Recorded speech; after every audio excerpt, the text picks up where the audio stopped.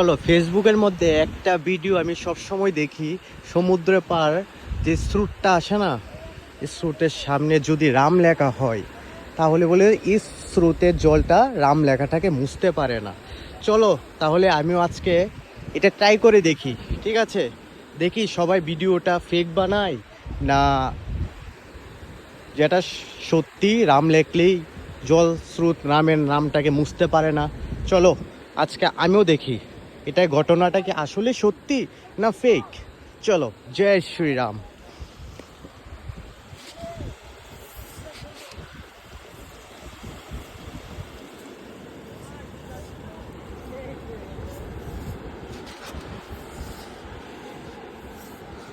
চলো, রাম লেখে ফেললাম, দেখি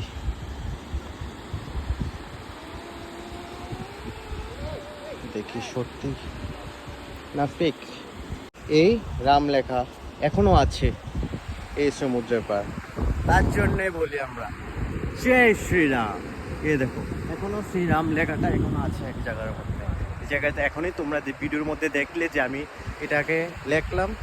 সো রামের সত্যি আজকে আমি এটা অবাক হয়ে যাচ্ছি। এতক্ষণ এখন পর্যন্ত জল ছিল, কিন্তু এখন এই নামটাকে মুছতে পারিনি।